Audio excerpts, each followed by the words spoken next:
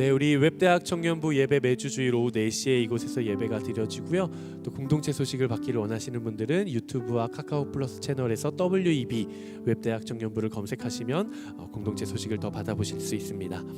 오늘도 내 영혼을 향해서 크게, 오늘은 조금 크게 결단을 하고 선포하고 하나님 말씀 나누겠습니다. 지나간 시간은 결코 나를 붙잡을 수 없습니다. 나는 새로운 오늘을 살 것입니다. 아멘. 지나간 시간은 지나간 시간으로 묻어두고 과거를 보는 것이 아니라 미래를 바라보며 하나님 일하실 것들을 기대하며 살아가는 여러분 되시기를 주님의 이름으로 축복합니다.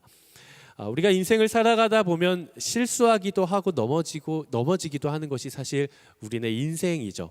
여러분 한번 지금까지 살아온 여러분들의 평생의 시간을 한번 돌이켜 생각을 해보세요. 조금 회중이 어두운 것 같아요. 조명이. 네, 조금 한번 체크해 봐주시면 좋을 것 같습니다. 우리가 평생을 살아가면서 우리가 성공했던 경험이 많을까요? 아니면은 실패하고 넘어졌던 경험이 많을까요? 나는 평생 살면서 성공을 좀 많이 한 것 같다. 아니다, 나는 이것도 실패하고 저것도 실패하고 실패를 좀 많이 한 것 같다. 제 생각에는 아마도 후자가 많을 것 같아요. 많아도 훨씬 많을 것 같습니다. 혹시 이 자리에 계신 분들 중에 목사님, 저는 태어나면서 지금까지 실패를 경험해 본 적이 없습니다. 저는 늘 뭘 하든 다 성공을 했어요라고 하시는 분들이 혹시라도 계신다면 제가 이런 이야기를 목회자로서 하는 게 참 조심스럽지만 그런 분들에게 이렇게 용기를 내서 선포해 보고 싶어요. 실패를 경험할지어다. 실패하셔야 돼요. 인생의 실패를 하셔야 됩니다. 혹시 저주같이 들리십니까? 그렇지 않아요. 우리는 실패라는 경험을 통해서 사실 더 성장하고 또 넘어짐이라는 경험을 통해서 누구를 발견하게 되는가? 나와 함께하고 계신 하나님을 발견하게 되는 거예요. 실패에 대한 격언들이 참 많더라고요. 실패는 성공의 어머니이다. 실패한다는 것은 더 좋은 방법을 발견할 기회를 얻는 것이다. 실수를 저지를지 모를 상황을 피하는 것이야말로 인생의 가장 큰 실수이다. 처럼 실패와 어떤 실수에 대한 격언들이 참 많더라고요. 사실 우리의 인생을 돌아보면 썩 예쁘지 않은 모습일 때도 있고 아름답지 않을 때도 있고 향기가 나지 않을 때도 있고 실패를 많이 하기도 하고 넘어지기도 하고 실수하기도 하고 그렇죠. 그렇지만 두려워할 것이 없습니다. 왜냐하면 그냥 그 자리에서 일어나서 다시 하나님과 함께 시작하면 돼요. 제가 한동안 수영을 안 하다가 몸이 계속 아파지는 것 같아요. 운동을 좀 해야겠다 싶어가지고 이제 다시 수영을 다니기 시작을 했어요. 제가 이제 수영을 하고 먼저 나와서 이제 아내를 기다리고 있는데 제 옆에 키가 되게 크세요. 키가 되게 크신데 머리가 되게 장발이에요. 이렇게 남자분이셨어요. 머리가 이렇게 장발이고 키가 크시고 온 반팔 반바지를 입으셨는데 온 팔과 다리에 뭐가 있어요? 타투가 있어요. 타투가 있고 수염이 여기까지 덥수룩하게 나가지고 되게 이상한 사람이다 싶었는데 그분이 앞에서 뭘 이렇게 밀고 있냐면은 뭘 밀고 있었을까요? 유모차를 이렇게 밀면서 다리를 꼬고 이렇게 밀면서 핸드폰을 이렇게 봐요. 근데 되게 세 보였어요, 그 아저씨가. 그래서 제가 살짝 엉덩이를 이렇게 옆으로 피해가지고 아내를 이렇게 기다리고 있는데 아기가 자다가 깬 거예요. 깨가지고 소리를 내자마자 미안해 하더니 얼른 아기를 막 안아주면서 막 달래주고 하더라고요. 제가 그 모습을 보면서 아무리 겉으로 봤을 땐 무서워 보여도 아빠의 사랑은 무한하구나. 아기가 정말 막 오래 울지도 않고 소리를 내자마자 핸드폰 끄고 미안해 해서 얼른 안아주면서 이렇게 달래주더라고요. 저는 하나님께서 우리의 인생을 그렇게 살피시고 그렇게 달래고 계신다고 생각을 합니다. 물론 우리 하나님은 몸에 타투가 없으시겠지만 우리가 넘어져서 응애를 시작하기도 전에 하나님은 우리에게 찾아오셔서 우리를 일으켜 주시고 우리를 돌봐주시죠. 정말 그 우리와 함께 하시는 하나님을 매일매일 경험할 수 있는 여러분 되시기를 주님의 이름으로 축복합니다. 오늘 본문을 보면 사도행전 27장이죠. 우리가 올해 1년 동안 사도행전 1장부터 해서 쭉 달려왔는데 다음 주가 이제 사도행전 마지막입니다. 28장 마지막이고요. 오늘 마지막 직전이에요. 우리가 잘 알고 있는 것처럼 사도 바울이 총 몇 차에 걸쳐서 선교 여행을 했죠? 역시 여러분들 훌륭합니다. 사도 바울은 3차에 걸쳐서 전도 여행을 했어요. 그리고 나서 누명을 쓰고 재판을 받게 됐죠. 첫 번째 총독 누구였죠? 벨릭스, 그 다음에 베스도, 그리고 아그리빠 왕을 거쳐, 그리고 오늘 이제 가이사에게 넘겨지기 위해 로마라고 하는 도시로 이제 배를 타고 가게 됩니다. 재판 받으러 가는 거죠. 얘를 죽일지 살릴지. 그래서 우리가 이걸 4차 전도 여행이라고 하기도 하고 로마행이라고 하기도 합니다. 이제 이탈리아를 배를 타고 가게 되는 거예요.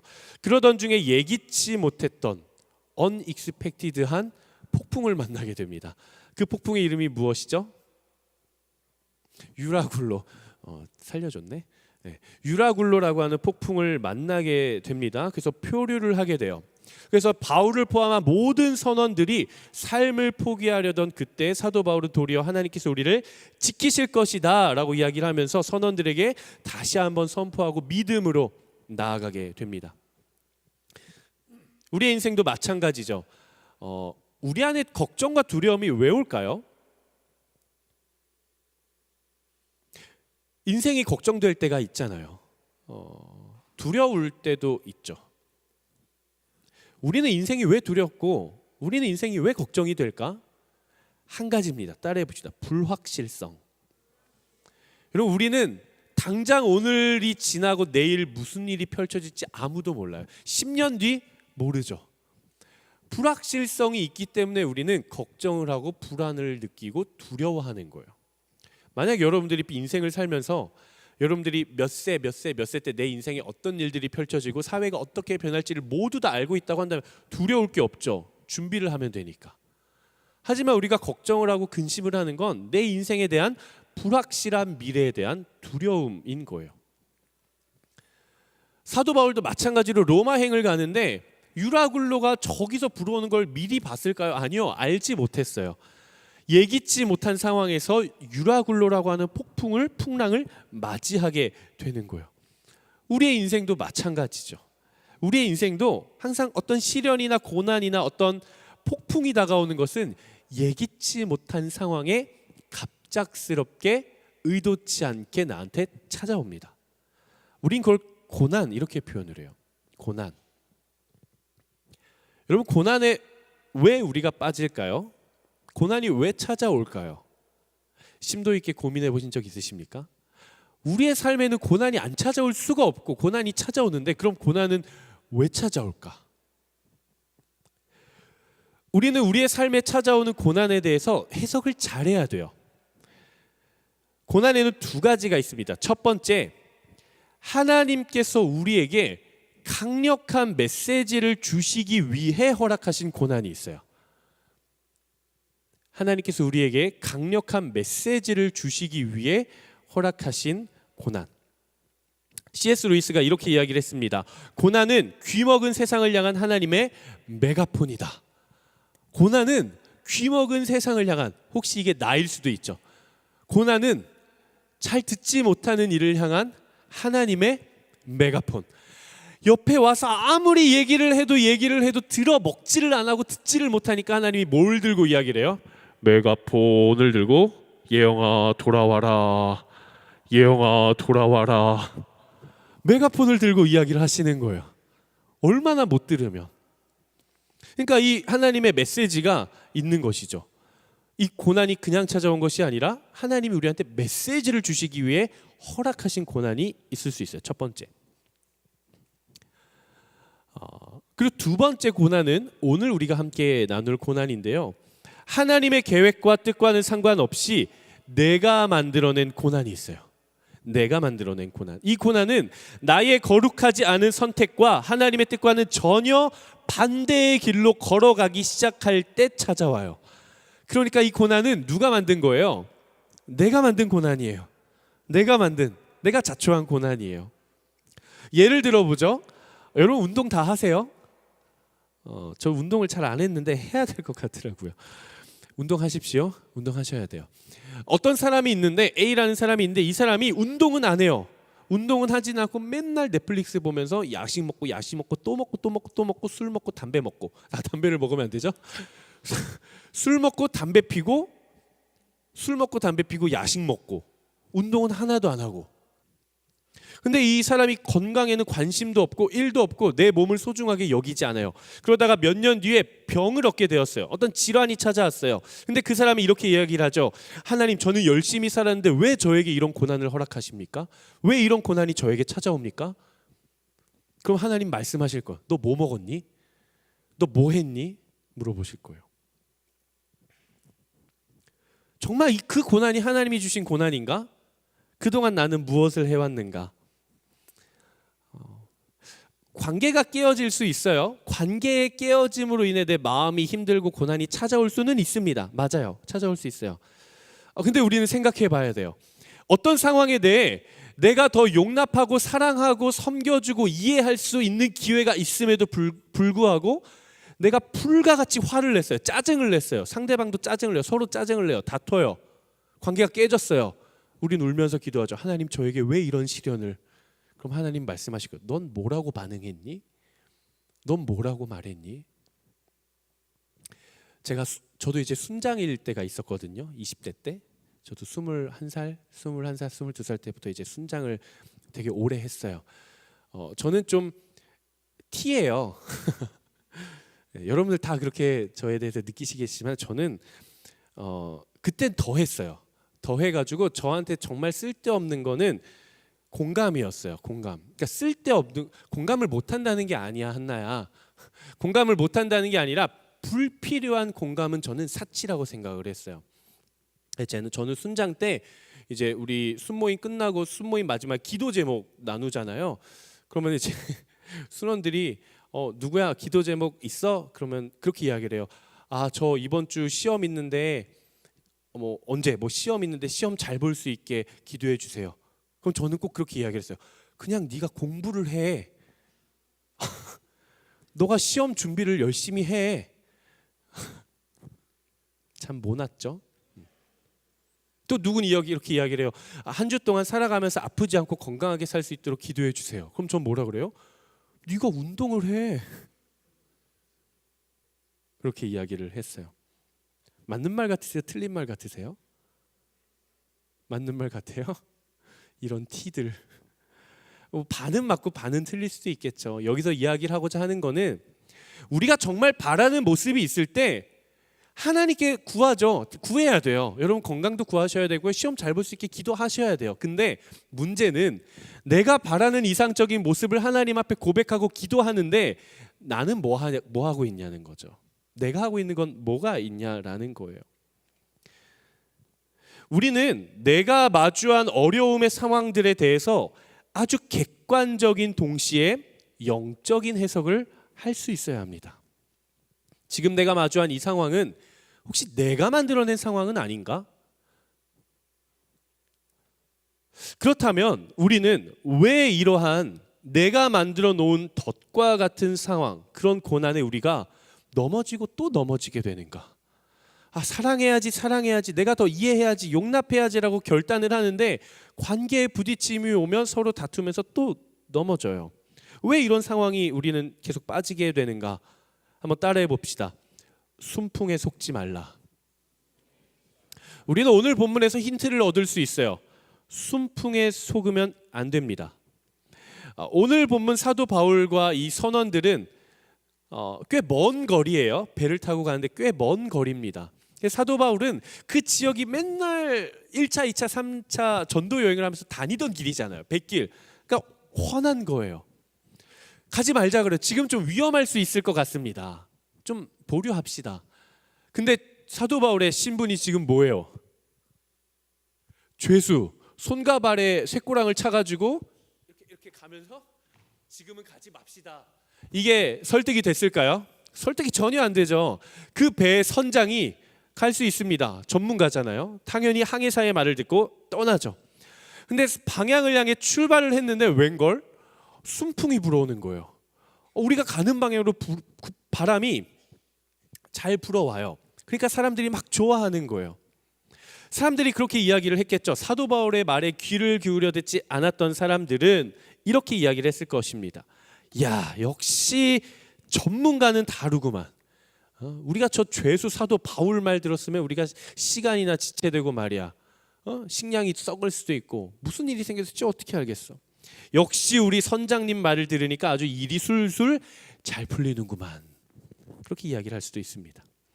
여러분, 하지만 우리는 기억해야 돼요. 우리의 일시적인 승리가 영원한 승리는 아니라는 사실을 우리는 알아야 돼요. 우리 인생이 잘 풀리는 때가 와요.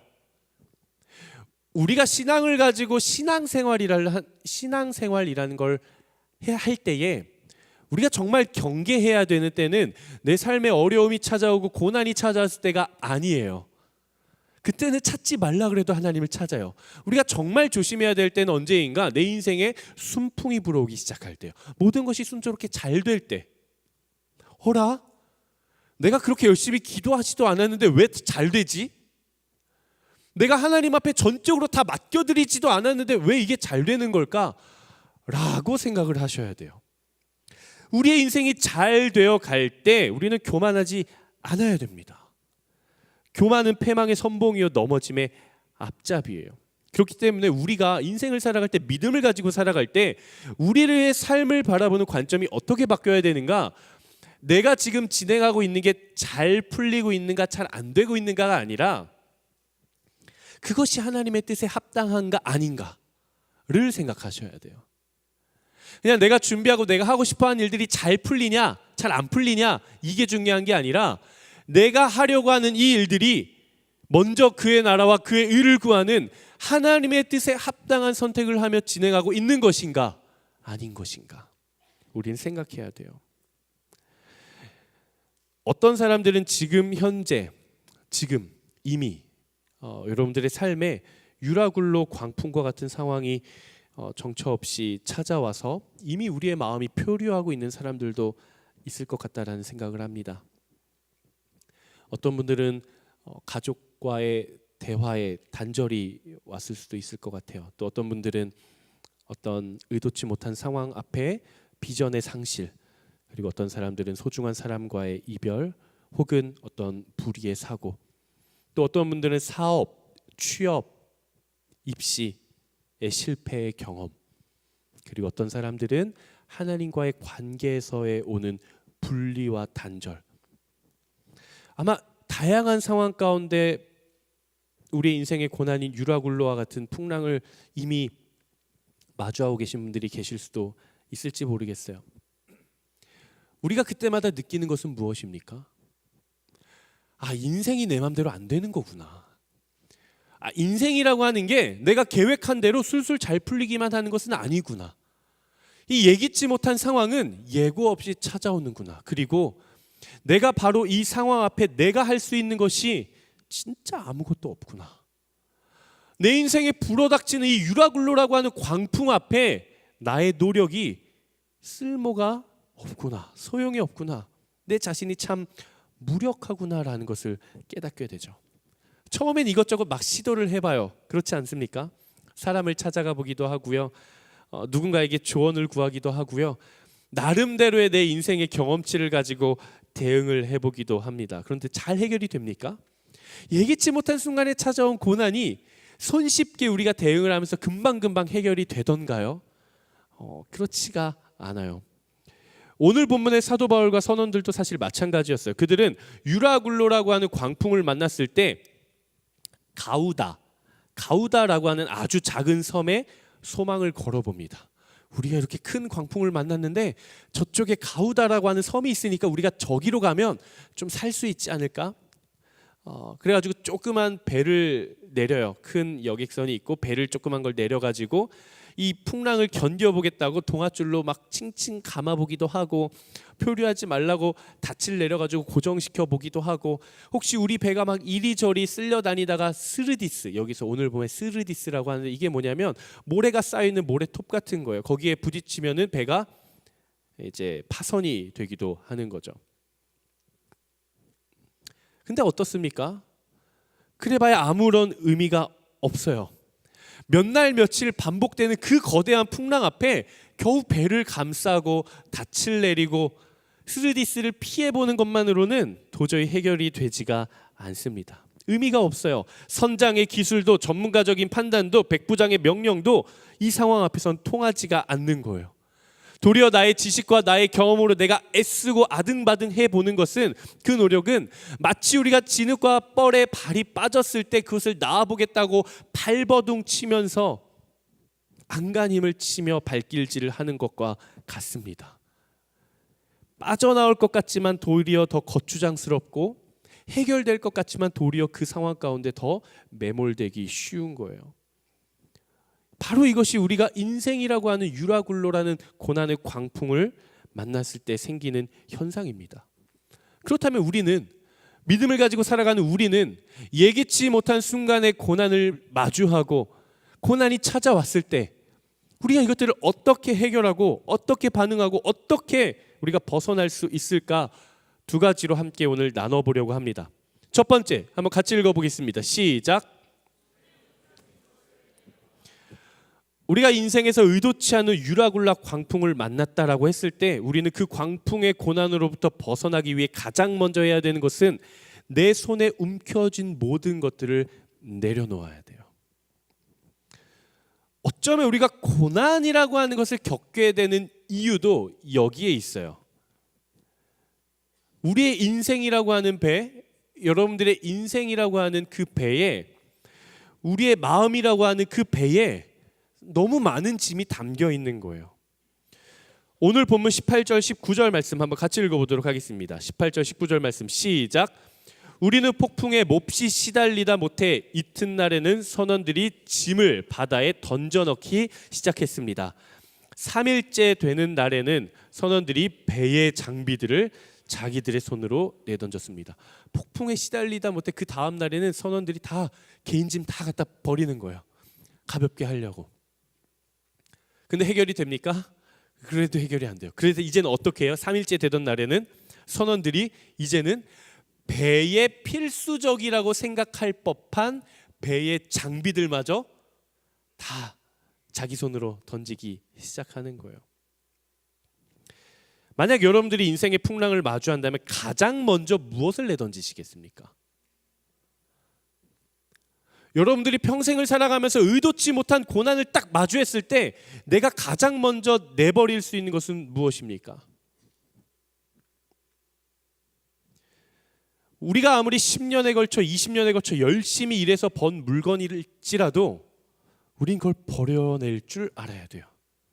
이것이 아까운가 안 아까운가, 이게 얼마짜린가는 중요치 않아요. 나의 생명이 다하는 그 순간 앞에선 모든 것이 무용지물이기 때문에 그렇습니다. 내가 붙잡고 있었던 것들, 내가 움켜쥐고 있었던 것들, 인생의 고난이 찾아왔을 때는 이걸 내려놓을 줄 알아야 돼요. 이걸 끝까지 잡고 있으면 결국 우리는 가라앉게 되는 거예요. 종이배를 만져본 적은 있겠죠. 종이배를 접어보신 적이 있으세요? 색종이를 가지고 종이배가 무겁습니까? 가볍습니까? 너무 가볍죠. 후 불면 날아갈 정도로 가벼워요. 종이배를 물에 띄워보신 적이 있으세요? 물에 잘 떠요, 안 떠요? 너무 잘 뜨죠. 근데 여러분 생각해 보십시오. 우리가 인생을 살아가면서 물에 띄운 종이배에 나의 욕심, 나의 자아, 내가 가지고 싶은 것들, 조약돌을 하나씩 거기에 얹는다고 생각을 해보십시오. 처음에는 버티겠죠. 근데 어느 순간이 되면 가라앉기 시작하고, 어느 순간이 되면 이 배에 물이 차기 시작하고, 그때는 그 조약돌이 배를 침몰시키는 가장 큰 원인이 되는 것이죠. 우리가 누리는 진정한 영적인 축복은 여러분 기억하십시오. 채우는 게 아니라 비워내는 거예요. 여러분 꼭 기억하셔야 돼요. 우리가 정말 하늘로부터 오는 축복, 말씀으로부터 오는 축복, 하나님으로부터 오는 축복을 우리가 진정으로 누리기 위해서는 쌓아가는 게 아니라 비워내는 거예요. 높이 쌓아가면 우리는 어떻게 돼요? 하나님이 치시는 거예요. 창세기 11장 바벨탑 사건이 계속 쌓아가는 것 아니겠어요? 어떤 사람들은 자존심을 내려놓지를 못해요. 평소에는 잘 지내다가도 어떤 키워드, 어떤 단어 하나가 트리거가 되면 불같이 화를 냅니다. 우리가 하나님의 나라를 세워갈 때 가장 불필요하고 가장 방해되는 것이 바로 이 자존심이에요. 자존심. 관계가 깨어졌어도 자존심 때문에 먼저 용서를 구하지를 못해요. 네가 잘했니? 내가 잘했니? 네가 먼저 잘못했니? 내가 먼저 잘못했니? 그래, 그건 네가 잘못해요. 이건 내가 잘못해요. 그럼 따져보자. 6대4, 7대3. 네가 과실이 더 많으니까 네가 먼저 사과해. 그럼 내가 사과할게. 이게 우리의 마음이라는 거예요. 늘 제가 설교 때 이야기를 하듯이 관계의 깨어짐 앞에 과실이 중요하다? 누가 먼저 잘못을 했는지 중요하다? 중요하지 않아요. 어차피 그 과실 가지고 예수님 십자가 앞에 가면은 주님, 제가요, 얘가 7이고요 제가 3이에요. 그럼 주님 그러시겠죠. 난 널 위해 100의 과실을 줬어. 넌 빵이고 난 100이야. 그렇게 이야기를 하시겠죠. 또 어떤 사람들은 물질적인 소유욕을 내려놓지를 못합니다. 내가 가진 게 없을 땐 더 많이 가지고 싶죠. 누구나 다 더 가지고 싶습니다. 그런데 여러분 참 재밌는 게 그걸 갖고 나면요, 아마 여러분들도 그런 경험이 있을 것 같아요. 그게 없을 때는 너무 갖고 싶어요, 정말. 근데 그걸 딱 구매해서 가지면 처음에는 너무 좋은데 생각보다 이게 주는 기쁨이 그렇게 오래 가지 않아요. 사람 심리가 재밌는 게 이걸 갖잖아요. 그러면은 또 다른 걸 갖고 싶고요. 그걸 가지면 또 다른 걸 갖고 싶어요. 더 갖고 싶은 게 사람의 마음이에요. 누구나 다 아래를 내려다보고 살아가지 않습니다. 다 항상 위를 쳐다봐요. 아, 저 사람은 저게 있네? 나는 없네? 저걸 내가 가져야겠다라는 게 우리의 인생의 목적이 돼버렸어요. 저 사람은 연봉 6천이네, 연봉 1억이네, 나는 연봉 4천이네, 나도 연봉 6천 1억이 돼야, 이게 인생의 목적이 돼버렸다니까요. 저 사람은 34평 50평에 사네, 우리 집은 10평이네. 아, 나도 넓은 집에 살아야겠다. 이게 인생의 목적이 됐고요. 아, 나도 저 회사, 나도 저 학교, 나도 이런 사람. 이게 우리의 인생의 가치와 목적이 돼버린 지가 오래예요. 사랑하는 여러분, 하나님이 여러분의 영혼 안에 창조해 주신 아름다운 것들을 바라보며 살아갈 수 있는 우리가 되기를 주님의 이름으로 축복합니다. 여러분 혹시 마음속에 어떤 공허한 부분들이 있으십니까? 여러분 혹시 인생에서 어떤 외로움이나 어떤 빈자리가 느껴지시는 분들이 계세요? 여러분의 그 모든 빈 공간들을 예수 그리스도로만 채울 수 있게 되기를 주님의 이름으로 축복합니다. 참 사춘기 시절에 제가 외로움을 참 많이 느끼던 아이였어요. 초등학교 때부터 참 외로움이 많았어요. 그렇다고 막 친구들과 잘 못 어울리는 건 아닌데 저도 모르겠어요. 제가 가진 외로움을 저는 항상 저를 힘들게 만들었어요. 그래서 약간 친구들과 어울려도 야, 우리 나도 같이 놀자 이러고 가면 되는데 괜히 한번 아니야, 나 괜찮아, 나 혼자 있을게 이러고 안 불러주면 서운해하고 뭐해? 아, 안 껴줘요, 나 혼자 괜찮아. 괜히 계속 나 스스로를 외롭게 만드는. 중학교 때까지 이어지더라고요. 근데 그게 언제 채워져? 언제 제 안에 이게 완전히 그냥 사라졌느냐? 예수님을 만났을 때였어요. 예수님의 사랑 안에 내가 거했을 때. 근데 여러분 이게 재밌는 게 나의 이러한 공허한 부분들과 비어있는 구멍들이 메꿔지는 게 예수님을 만나면요, 차츰차츰 조금씩 우리가 키 자라가듯이 조금씩 채워지지 않아요. 한순간에 채워집니다. 여러분 이 공간에 불 다 끄고 어둡게 있다가 불을 한번 딱 켜면 천천히 밝아지지 않아요. 어둠은 한순간에 물러가는 거예요. 예수 그리스도의 빛이 임하면 어둠은 한순간에 물러가는 거예요. 예수 그리스도의 사랑이 내 영혼을 강권적으로 덮고 부어지고 붙잡기 시작하면 내 안에 있는 모든 부정적인 감정들과 외로움과 근심과 걱정과 불안과 두려움은 천천히 떠나갑니까? 아니요. 한순간에 떠나가는 거예요. 우리가 수련회를 가면 스타렉스를 가져갑니다. 스타렉스를 왜 가져갈까요? 선발대가 스타렉스를 왜 가져갈까요? 뭐 실으려고? 짐 실어야죠. 수련회 필요한 짐 실으려고 교회 스타렉스를 한 2대 3대 빌려요. 근데 스타렉스가 커요, 작아요? 물론 크기는 하지만 막 어마어마한 짐을 실을 만큼 그렇게 크지는 않아요. 뭐 트럭이 있으면 모를까? 스타렉스는 의자가 있어서 한정적이에요. 그래서 보통 이제 수련회 짬밥이 좀 있다 하는 조금 나이 많은 형 오빠, 우리 형제들이 스타렉스 짐을 한 것 가져와가지고 스타렉스에다가 우리는 보통 뭐 한다고 표현해요? 뭐? 테트리스. 테트리스를 해야 돼요. 그 공간과 크기를 딱딱딱딱딱딱딱 맞춰가지고 가득 실어야 돼요. 근데 한 지체를 또 하면은 제가 또 어떤 지체를 또 정죄 함께 되니까. 근데 이 정신 나간 김한국 목사님이 만약에 우리 상욱이가 운전을 해요. 스타렉스를 짐을 실어야 돼요. 짐이 한가득 있는데 제가 이야기를 해요. 상욱아, 우리 레크레이션 할 건데 내가 풍선 100개 불었어. 이 풍선 좀 실어줄래? 그럼 상욱이가 뭐라 그랬어요? 뭐라고 할 거야, 상욱아?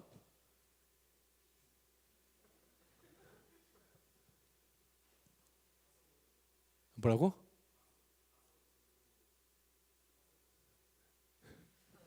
그 집부렁. 실어줄 거예요, 풍선? 오, 순종적이네요. 실어줄 거야, 민철아? 내가 너희를 되게 힘들게 하는구나. 요람아, 실어줄 거야? 안 실어줘야지. 여러분, 안 실어줘야죠. 미쳤어요. 지금 싣고 갈 집이 한가득인데 어디 풍선 불고 와가지고. 전 또 T잖아요. 전 다 터뜨릴 거예요. 저는 제가 풍선을 무서워하니까 제가 터뜨리지는 않고, 요람아, 풍선 좀 터뜨려줘. 풍선 다 터뜨리고 그냥 새로 가서 불자. 제가 이렇게 썼네요. 어떻게 하는가? 터뜨려야 한다. 역시 과거의 저와 현재의 저는 똑같아요. 터뜨려야 됩니다. 여러분 기억하십시오. 여러분들의 아름다운 영혼을 제발 의미 없는 것들로 채워가지 마십시오. 실체도 없고 가볍고 아무것도 아닌 무게감도 없고 가치도 없는데 공간만 이만큼 차지하는 모든 풍선들을 다 터뜨리십시오. 정말 필요한 것들, 정말 여러분들의 인생에 여러분들의 영혼에 가치 있고 필요한 것들만 담아낼 수 있는 여러분 되시기를 주님의 이름으로 축복합니다. 두 번째, 우리는 어떻게 또 인생의 유라굴라와 같은 광풍을 만났을 때 우리는 벗어날 수 있을까? 한번 같이 읽어보겠습니다. 시작. 나에게 맡겨주신 사명을 먼저 발견해내야 됩니다. 우리가 풍랑을 만났을 때 그저 그 풍랑을 잠잠케 하고 바다에 빠지는 것이 아니라 그 풍랑으로부터 벗어나기 위해서는 우리는 사명을 발견해야 돼요. 사명. 우리 오늘 본문 20절 말씀 한번 같이 읽어보도록 하겠습니다. 20절 말씀, 어떤 상황이었는지, 얼마나 극심한 상황이었는지 한번 같이 읽어보겠습니다. 시작.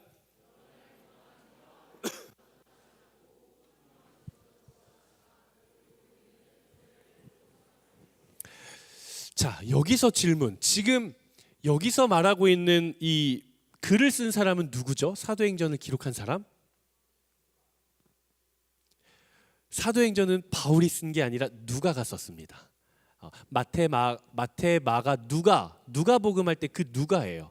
예수님의 제자. 근데 누가의 직업이 뭐였어요? 의사였어요. 의사.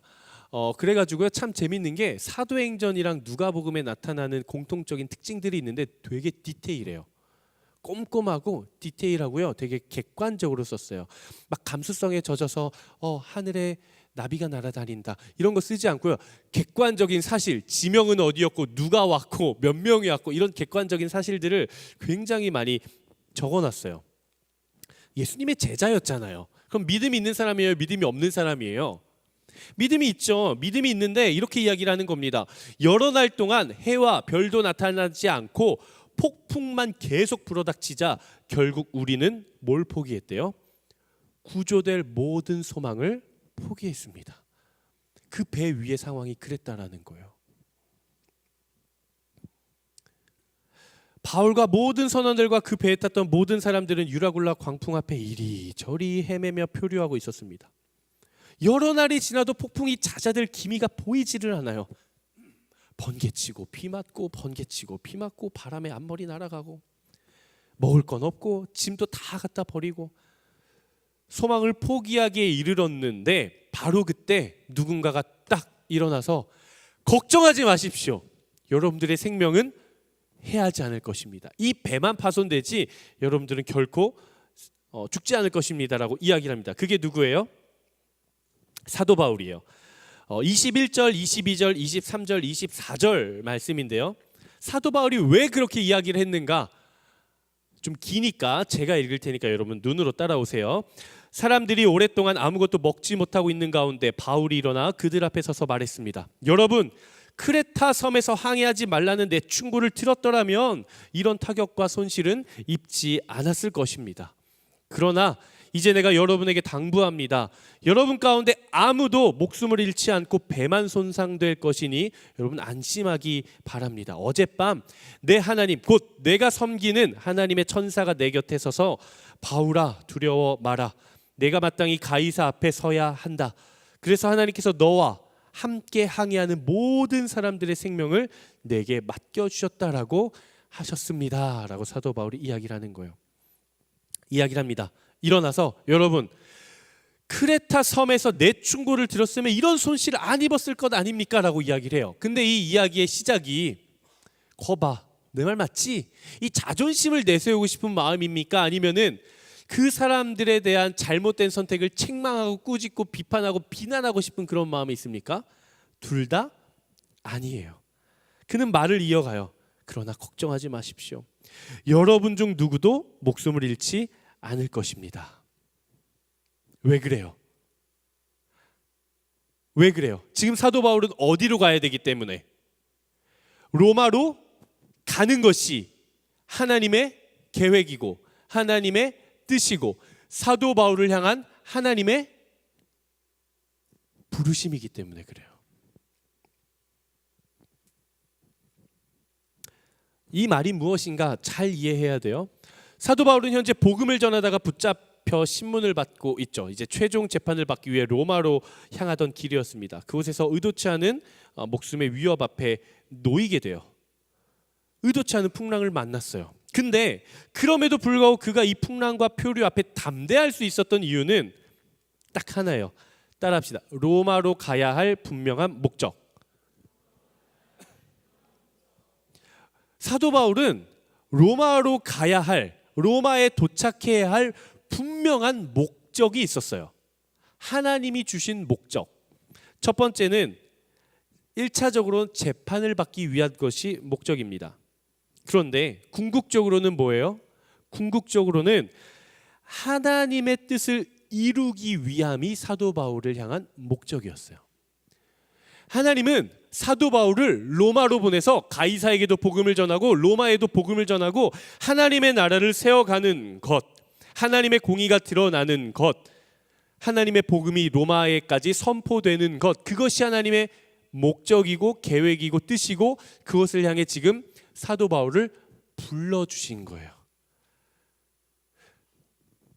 손목과 발목에 쇠꼬랑을 차고 배에 타서 목숨의 위협 앞에 놓여 있지만 재판을 받기 위해 죄수의 신분으로 가지만 배를 타고 가는 그 길이 사도 바울에겐 어떤 길입니까?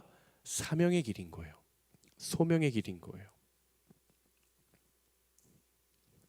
하나님께서 그를 로마에 보내시는 바로 그 이유와 목적이죠. 이유와 목적이 분명히 있기 때문에, 나를 향한 하나님의 이유와 목적이 분명히 있기 때문에 당장의 눈앞에 풍랑이 불어닥쳐서 내가 죽을 위기에 처해 있어도 나는 담대할 수가 있는 것이죠. 왜? 하나님이 이 상황을 반드시 해결할 것이라는 확신이 있는 거예요. 여러분 기억하십시오. 사명이 있으면 목적을 발견하게 됩니다. 목적을 발견하면요, 풍랑 앞에서도 벗어날 수 있는 거예요. 다시 한번요. 하나님이 나에게 주신 사명이 내 안에 있으면 우리가 그 사명에 대한 목적을 발견하게 돼요. 우리가 그 목적을 발견하면, 그 목적이 있으면 우리의 삶의 고난의 유라굴로라고 하는 풍랑이 다가와도 우리가 그 앞에 담대할 수 있는 거예요. 우리는 인생에 있어서 why라는 질문을 던져야 됩니다. why? 왜? why? 근데 우리는 항상 그 왜 것들에 관심이 너무 많아요. 우리의 인생에 이 상황 앞에 왜라는 질문을 던지기보다 다른 질문, 다른 것에 관심이 많아요. what? 내가 뭐 할 건가? 어떤 직업을 가질 것인가? where? 회사는 어디로 가지? 학교는 어디로 입시를 하지? when? 내가 어학연수는 언제 떠나야 될까? 유학은 언제쯤 가는 게 좋을까? why에 대한 동기가 없어요. 사명이 없고 목적이 없어요. 그저 내가 어떤 걸 이뤘을 때에 what, where, when, 내가 언제 하지? 내가 뭘 언제 하지에 관심이 있지, 이 상황에 대한 하나님의 관심은 우리 안에 없다라는 거예요. 여러분 연애를 하더라도 여러분 안에 연애에 대한 하셔야죠. 그렇죠? 많이 하고 계시지만 우리 연애해야죠. 연애를 할 때 중요한 게 있어요. 뭐냐? 누굴 만날까가 아니에요. 나 누구 만나지? 나 연애에서 뭐 하지? 가 중요한 게 아니에요. 진짜 중요한 건 나는 연애라는 걸 why, 왜 해야 될까? 나는 지금 왜 연애가 하고 싶지? 나는 왜 결혼이 하고 싶지? 이 질문을 여러분 안에 먼저 던지고 답을 찾으셔야 돼요. 그 다음에 그럼 내가 누굴 만나야 될까가 정해지는 거예요. 근데 우리는 관심이 없죠. 누구 만나지?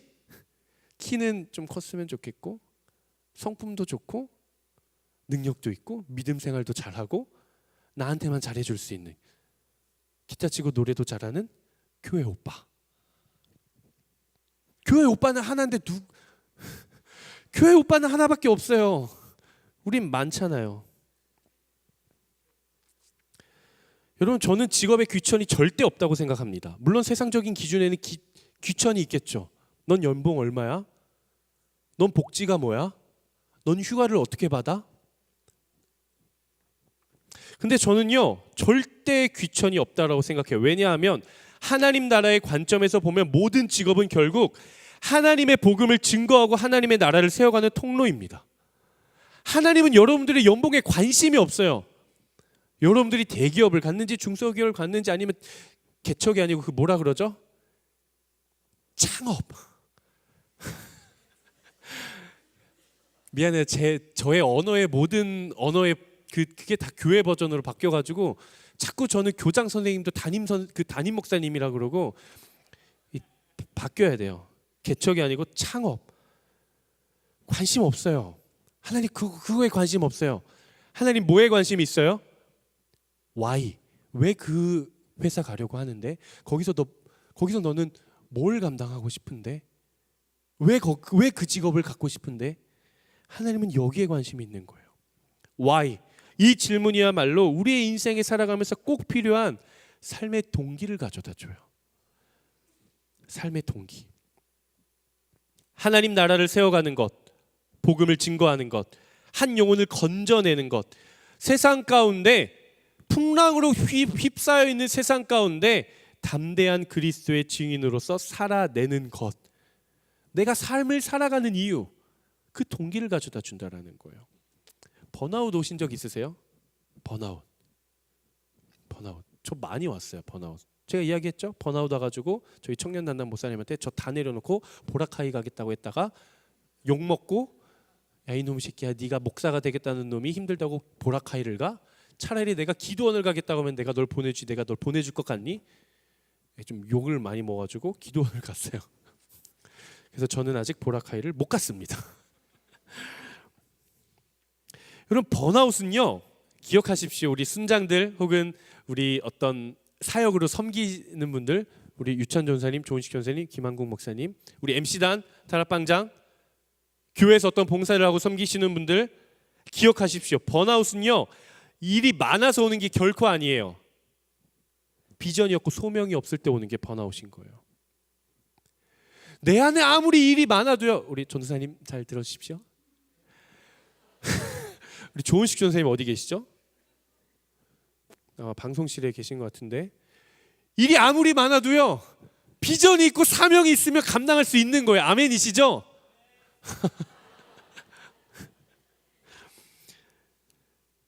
여러분 내가 그 일이 하고 싶어 죽겠으면요 밤을 새서라도 해요. 내가 한 영혼을 구원하고 싶고 그 영혼을 막 건지고 싶으면요 하지 말라 그래도 그 영혼을 위해 기도하고요, 관심 갖고요, 챙기고요, 교제하고요, 뭐라도 해요. 근데 비전도 없고 소망도 없고 소명도 없고 사명도 없고 그저 마치 기계 톱니바퀴가 돌아가듯이 그렇게 일을 처리해내기 바쁘다 보면 그때 오는 게 번아웃인 거예요. 여러분 생각해 보세요. 내가 평생 살면서 정말 미쳐서 했던 일이 뭐가 있나? 뭐 긍정적인 거면 좋겠지만 뭐 조금 아쉬운 것도 괜찮아요. 그냥 정말 이제 사회 윤리적으로 이제 법적인 문제가 아니라면, 법적인 문제가 아니라면 내가 정말 미쳐서 해봤던 거 뭐 있지? 취미 생활이 될 수도 있어요. 저는 한때 정말 수영을 미쳐서 했어요. 너무 재밌더라고요, 수영이. 신대원 다닐 때 제가 수영을 시작했는데 제 학교가 멀었어요. 아침에 8시 25분에 첫 수업이 시작이 되는데 집에서 1시간 거리였어요. 그래서 저는 몇 시에 나왔냐? 5시 넘으면 나왔어요. 몇 시간 일찍 와서 학교 앞에 있는 수영장에 가서 아침 새벽 수영을 다 하고 나서 수업을 들어가고, 또 오후에 수업 다 끝나고 자유수영 또 저녁에 가서 또 수영하고 오고.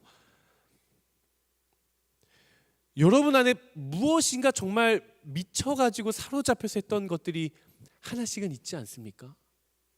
왜 우리가 그렇게 해요? 재밌거든요. 즐겁거든요. 신나거든요. 저는 우리 웹대학 청년부, 우리 모든 믿음의 가족들의 마음의 소원 안에 하나님의 나라를 세워갈 때 제가 너무 신나요. 한 영혼을 돌보고 그를 위해 기도해주고 그를 위해 세워줬을 때 제가 너무 재밌어요. 하나님의 나라를 꿈꿀 때 제가 시간 가는 줄을 모르겠어요 라는 이 고백이 여러분 안에 있게 되기를 주님의 이름으로 축복합니다. 그리고 여러분들의 인생 가운데 찾아오시는 하나님을 발견하고 여러분들을 부르시는 하나님의 그 부르심의 자리와 부르심의 목적과 그 소명을 발견할 수 있는 여러분 되시기를 주님의 이름으로 축복합니다. 말씀을 좀 마무리하려고 합니다. 우리의 인생에는 예기치 못한 풍랑이 찾아오기도 하죠. 그리고 우리는 그 풍랑 앞에 넘어지기도 합니다. 그때 우리는 하나님 앞에 집중해야 돼요. 오늘 두 가지를 나눴습니다. 첫 번째 뭐였을까요? 내가 움켜쥐고 있던 것들을 먼저 내려놔야 돼요. 내 인생이라고 하는 배, 내 마음이라고 하는 배, 내 영혼이라고 하는 배를 가볍게 하셔야 됩니다. 비우셔야 돼요. 두 번째 무엇이었죠?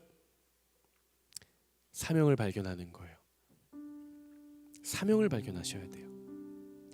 우리가 복음서를 읽어가다 보면 제자들이 풍랑 앞에 두려워 떠는 장면이 나와요. 뭐 이렇게 두려워 떠는지는 모르겠지만 제자들이 배를 갈릴리 바다였잖아요. 제가 갈릴리 호수를 작년 이스라엘 아울렛 때 가서 배를 타봤는데 진짜 넓어요. 바다처럼 넓어요. 엄청 깊어요. 호수 주변으로 산이 둘러싸여 있어요. 그 산을 타고 넘어오는 바람이 내려오면서 강속으로 불어요. 그래서 바람이 불기 시작하면 갈릴리 바다가 요동을 칩니다. 제자들이 두려워 떨죠. 그때 예수님이 뭐라고 말씀하시죠? 믿음이 없는 자들아 왜 두려워하느냐? 두려워하지 말라. 그러면서 말씀으로 풍랑을 잠잠하게 하십니다. 그리고 잠잠케 된 그 물 위를 베드로가 걷게 되는 거예요. 근데 여러분 생각해 보십시오. 내가 제자였다면, 내가 배를 타고 있는데 내 배가 막 뒤집히려 그래요. 풍랑이 일어요. 그 우리는 어떻게 하겠어요? 내 옆에 예수님이 있어도 예수님이 나에게 뭐라고 말씀하시는지에 집중하는 것이 아니라 하늘을 향해 기도하기 시작하겠죠. 하나님 저 좀 살려주세요. 저 좀 살려주세요. 이 풍랑 좀 가라앉게 해주세요. 이 풍랑 좀 지나가게 해주세요. 근데 예수님은 우리에게 그걸 말씀하시는 게 아니에요. 두려워하지 말라. 두려워하지 말라. 제자들은 예수님의 말씀이 들려왔을 때 하나님 앞에 통성기도하고 하나님 앞에 엎드린 것이 아니라 내 능력껏 물을 빼고 막 그런 것이 아니라 예수님의 말씀 앞에 잠잠히 들었어요. 예수님의 말씀 앞에 귀를 기울인 거예요. 하나님 나에게 뭐라 하시는지, 이 상황 앞에 하나님 내가 뭘 하길 원하시는지 하나님 말씀하십니다. 사랑하는 자여 두려워하지 말라. 내가 너와 함께함이라. 놀라지 말라. 나는 너의 하나님이 됨이라. 내가 참으로 너를 도와주리라. 내 의로운 오른손으로 참으로 너를 굳세게 하리라. 내가 너와 함께하리라. 담대하라. 우리 주님이 말씀하시는 거예요. 여러분들의 인생 가운데 어떤 어려움들이 있는지 다 모르겠습니다. 참 미안한 마음이 있어요. 목회자로서 하나하나 알고 살피고 싶은데 그러지 못해 참 미안한 마음이 있습니다. 여러분 앞에 어떤 어려움의 상황이 있든 두려워하지 마십시오. 주님을 찾으십시오. 우리가 인생을 살아가며 앞으로 어떠한 어려움의 역경을 마주하든 두려워하지 마십시오. 주님을 찾으십시오. 우리 안에 말씀하시는 하나님의 음성에 귀를 기울일 수 있는 여러분 되시기를 주님의 이름으로 축복합니다. 우리 시간 같이 함께 찬양하고 기도할 건데요. 하나님, 우리의 인생에 어떤 바람과 풍랑이 찾아오더라도 내가 주 앞에 무릎 꿇고 주님의 음성 앞에, 주님의 말씀 앞에 귀를 기울이며 내가 가진 것들을 내려놓고 하나님 나에게 주신 그 부르심의 사명을 다시 발견하고 붙잡고 나아가겠습니다라고 고백하시는 분들 한번 자리에서 일어나 보시겠습니까? 여러분, 일어나실 때 결단을 가지고 일어나십시오. 결단을 가지고 일어나십시오. 우리 시간 함께 찬양할 때에는 내 앞에 계신 예수님만 바라보십시오. 나를 부르신 하나님을 바라보십시오. 나와 함께 하시는 우리 주님만을 집중하며 바라보십시오. 우리 이러한 마음 가지고 함께 찬양하겠습니다. 주 품에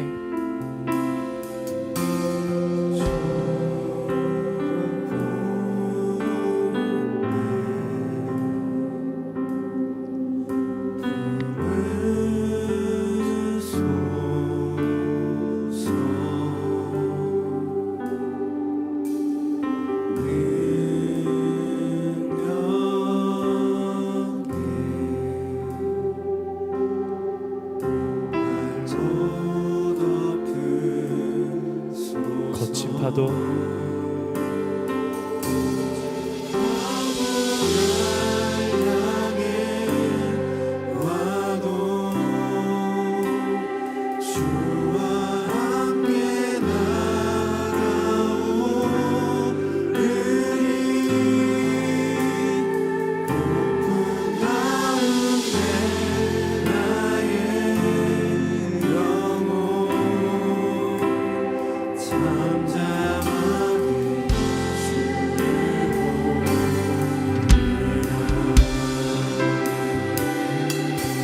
다시 한번 고백합시다. 주 품에 주 품에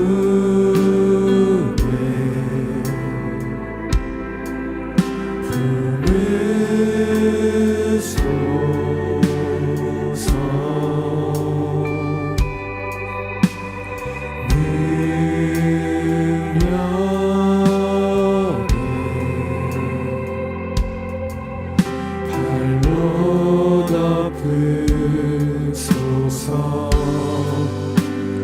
거친 파도 날 향해 와도 주와 함께 날아오으리 폭풍 가운데 나의 영혼 잠잠하게 주를 보고 우리 2절로 고백합니다. 주님 안에 나 거하리 주님 안에 나 거하리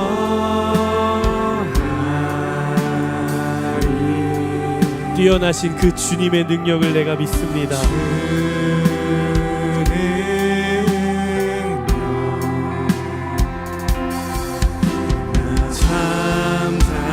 여러분, 우리 세상 앞에 내 삶에 선포합시다.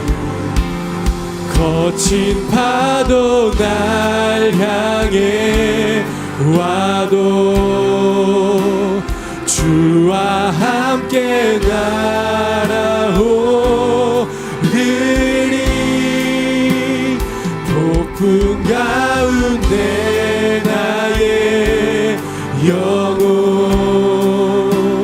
잠잠하게 주를 보리라. 거친 파도 날 향해 와도 주와 함께 날아오르리 폭풍 가운데 나의 영혼